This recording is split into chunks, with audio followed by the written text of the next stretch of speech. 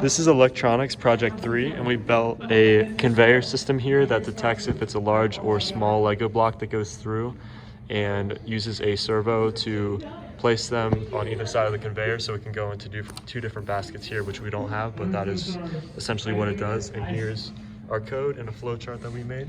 So the flowchart that we use for this code is first clear all the variables, connect to the Arduino, and set up all the variables, and then put the detector in the home position, so deflector, sorry, and turn on the conveyor belt. Set the block state,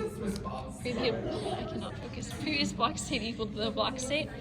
Then read the sensor. If there's an object in the path, then if yes, there is an object, which we use the infrared sensor and infrared LED to sense if there's a block in the path.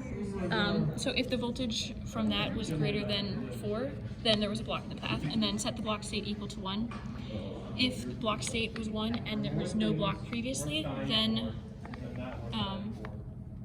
go back to here and make the previous block state equal to the block state and continue. And sorry, I said that backwards.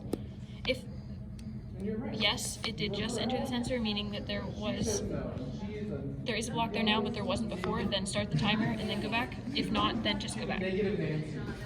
Or if there was no object in the path, meaning the voltage is still at around 4 volts or greater than 4 volts, then block state is still 0, there's not a block there. If block state is now 0, but it was 1 before, meaning that there was a block in the sensor, but there's not now, then we stop the timer, which we did have an issue. It was difficult for us to figure that part out because we had a typo in our code and we didn't see it for a little bit. We spelled elapsed time as PS rather than SP. Oh no, wait, that's backwards.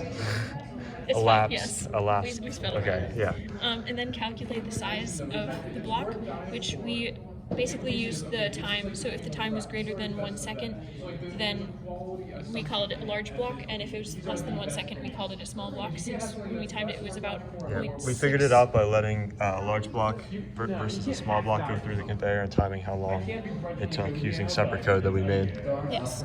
And then, so once we have calculated the size, if it's large, meaning the time it took to go through was greater than 1 second, then move the deflector to the large position, which was at 45 degrees from the home position, and then set the large count equal to whatever it was before plus 1. If it is not large, so we used an if-else statement, so if it was greater than 1, move the deflector. If not greater than 1, like else, then just leave it at the home position and set the small count equal to whatever it was plus 1. Then display the large and small count, which we used message. We did have a slight issue there also because we put our message display block inside of an if block that it did not need to be inside of. And then based on, then we used a double or statement, I think, to basically say that if either the large count or the small count is equal to or greater than 5, because we wanted to stop after 5, either large or small blocks. If it is greater than or equal to 5 on either the large or small count, then pause for, we timed it and it took about 5 seconds from the gate to reach the end of the conveyor belt, so pause for 5 seconds and then stop the conveyor and end the program. Using break. Yes, using break. If this was still less than 5, then repeat back to here and go through the entire code again. Alright, so we're going to try out the code here. And she's going to feed the blocks through. I'm going to hit run on the code and turn on the motor. Oh wait, it was already on. Here we go.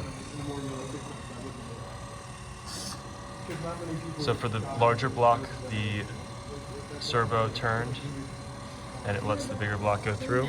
And as you can see, the count for large blocks goes up and the small remains at 0. Now we're going to try a small block, and the servo lets the gate go closed, or excuse me, open.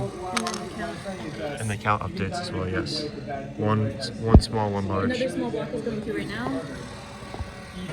So basically, if it gets to either 5 small or 5 large, it'll stop. So we're going to try, let's try 5 small. Yeah. It has, sometimes it has a little Gets trouble. stuck sometimes, so just gonna There we help go. it through. Maybe the same thing as like I die, say someone, but someone And killed the me. block count on the Good, Yeah. I died in the way, but someone killed me. We're at 3 small. We're just gonna do 2 more just to show that it breaks the code, and then we'll do the same thing for the large blocks.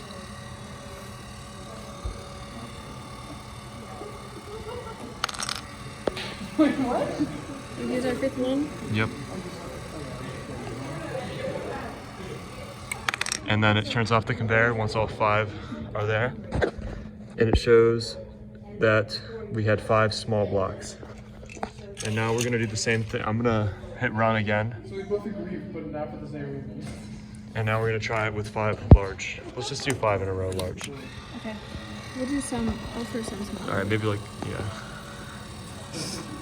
So it detects it's a large block, turns on the servo. This one is still a large block, so it Right. should stay there. Should stay. Let's go. And it has updated to large. Another large block.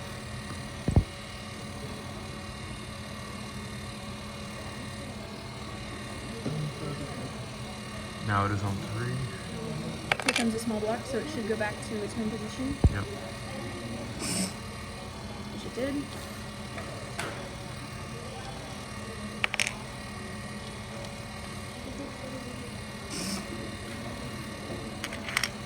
Oh, it's getting a little stuck.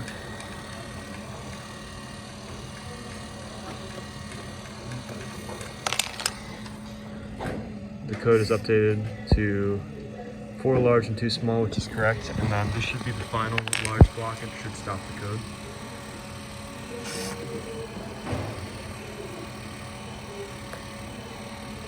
Which it Oh, well, it got stuck, but it did get stuck. so it normally, if it didn't get stuck, it would have gone through off the edge, but Should that's we all right. show-